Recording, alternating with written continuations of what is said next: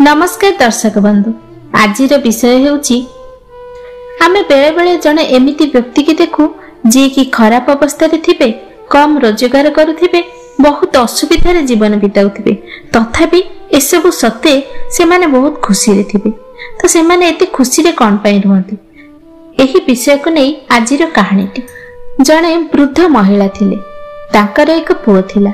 से दुहे गरीब एवं निर्धन थिले एवं बहुत कष्टदायक जीवन बिताउथिले।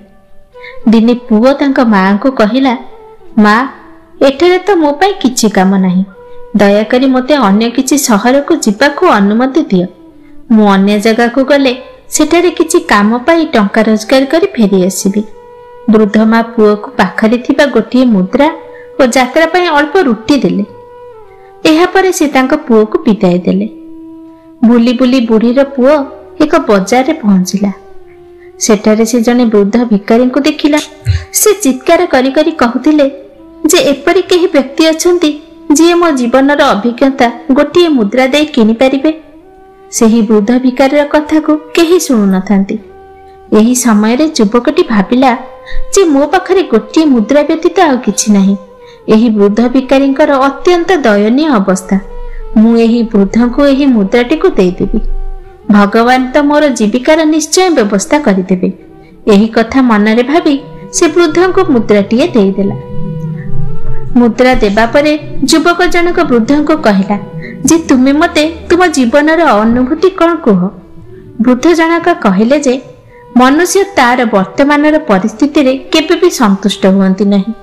से माने भाबंती जे मु एही स्थान रो अन्य स्थान को जिबा उचित, जहा द्वारा मोर अवस्था भल होई जिवो। वृद्ध जनक कहिले, मो मतरे सही स्थान रे रहिबा दरकार जेउठारे तुम मनरे शांति पाइबो। सुख गुरुत्वपूर्ण किंतु स्थान नुहे। वृद्धଙ୍କ कथा सुनिबा परे पिलाटी आगो को बढ़िला। जाऊ जाऊ से एक जंगल जाई पहुंची गला। सेठारे से देखिला जे कुओ निकट रे अनेक लोक एकत्रित होइछंती। से सेमानकु पचारला, कोन हैला भाई? लोक माने कहिले जे एही कुओरु पानी बाहर करी एहाकु पीबा आशारे आमे माने एठाकु आसीछु। वर्तमान आमे सुसिला आउ आमर पशु माने मध्य सुसिला। कुओरु पानी आनिबा पई आमे एक बाल्टी एक दौड़ी रे बांधी अनेक थर कुओरे फेंगिलु एवं प्रत्येक थर दौड़ी छिड़ी गला एवं बाल्टी कुओरे पड़िला। शेषरे आमे आमर बाल्टी फेराई आनिबा पई कुओ को जने लोक को मध्य पठाइलु, किंतु से मध्य एपर्यंत फेरिले नाही। आमे भाबुछु कुओरे निश्चय कोन गोटे अछि। काम पाई निज घर चली जाइथिबा युवक भाबिला जे एही लोक मानकु तार दक्षता प्रदर्शन करिबा पई एहा एक उत्तम सुजोग अटे। बोधुए एही लोक माने एहा देखि मते किछि काम देई देबे। युवकटी लोकन को कहिला जे जदि तुमे माने मते अनुमति सहित किछि पारिश्रमिक दियंत मु कुओ को जाई सेठारे कोन अछि देखंती। लोक माने तुरंत ताकु कुओ भीतर को जिबा को अनुमति देले, कारण से माने निजे एहा करिबा को भय करुथिले। से माने युवकटी रे अंटारे एक दौड़ी बांधी कुओ को पठाइले। से धीरे धीरे कांथ सहाय्य रे कुओ को ओल्हाउथिला। पानी पाखरे पहुंचिबा मात्रे से बाल्टी खोजिबा को चेष्टा कला। हठात से बहुत बड़ भयंकर लोकटी को देखिला। से तांको पचारला, तुमे एठारे कोन करूछो? युवक जनक तांको देखिबा परे बहुत डरी गले। से तांको अभिवादन जनाइले। एहा देखि कुआ भितरे थिबा लोक हसी हसी कहले, सलाम सुरक्षा आनी थाए। तुमे मो पई भद्र लोक युवक परि देखा जाउछ। मु तुमको एक प्रश्न पचारिबा को चाहे। जदि तुमे मोर प्रश्नर सठिक उत्तर दियो मु तुमको कुओरु पानी नै निरापद रे फेरी जिबा को अनुमति देबी। आउ जदि तुमे मोर प्रश्नर सठिक उत्तर न दियो मु तुम पूर्वरु एठाकु आसीथिबा लोकमानक परि तुमको मध्य बंदी करी रखिबी। एपरि परिस्थिति रे युवक जनक भाबिले जे मु एठाकु आसिले तुमर असुविधा कोन? किंतु एबे एही सब कथार तो कोनोसी लाभ नाही। वर्तमान मते भगवान को ऊपर भरोसा करी देखिबा एही अंधकार रे रहुतिबा लोकटीर मन रे कोन अछि। एहा भाबी से तांकु कहिले जे ठीक अछि, मु तुमर कथा ग्रहण कली, तुमे तुमर प्रश्न पचार। सेही विस्मित लोक युवक को कहिले जे खुशी केउठारे अछि। तांका प्रश्न सुनी युवक जनक कहिले जे सुख केवल पृथ्वी रे अछि। तापरे से भाबिले जदि मु तांकु यही उत्तर देबी तेबे से खराब अनुभव करिवे, कारण तांको घर तो अंधकार कूअरे अछि। से एपर्यंत चिंता करुथिबा बेले युवक जनक वृद्ध भिकारी जहा कहिथिले ताहा मने पड़ीगला। वृद्धଙ୍କ कथा तांको मनरु आसीबा मात्रे से बहुत खुशी हेले।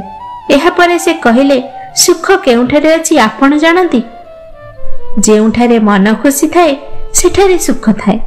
से जहा कहिले ताहा सुनी लोकटीर बहुत खुशी हेले। कहिले जे तुमर शब्द दर्शाए जे तुमे बहुत बुद्धिमान एवं अभिज्ञ।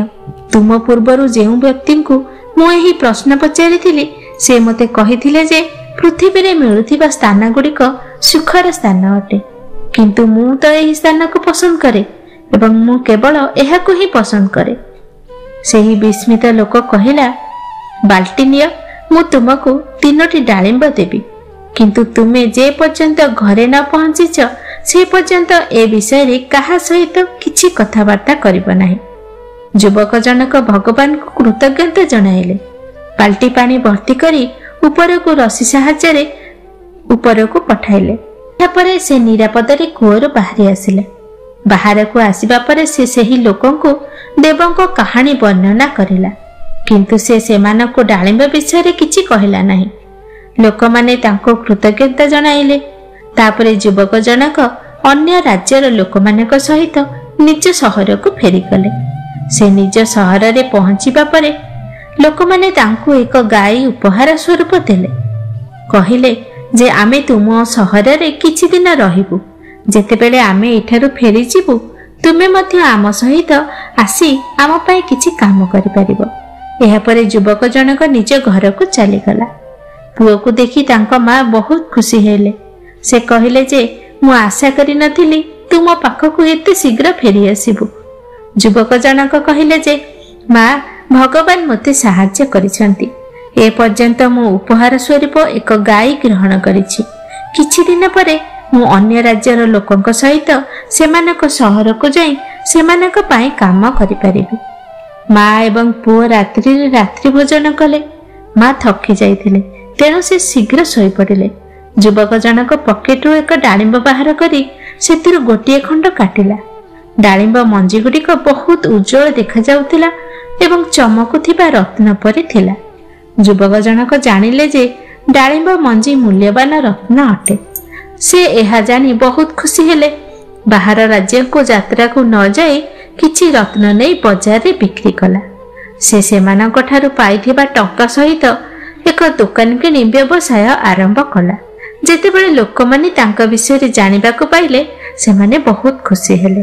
तो जदि आमे जने व्यक्ति को देखु जे खराब स्थान रे रुहंती किंबा कम रोजगार करंती एवं बहुत असुविधा रे जीवन बिताउछंती, किंतु एसबु सत्ते से खुशी अछंती, तेबे लोकमाने एही कथा कहंती जे जेउठारे मन खुशी थाए सेही स्थान आम पई सर्वोत्तम।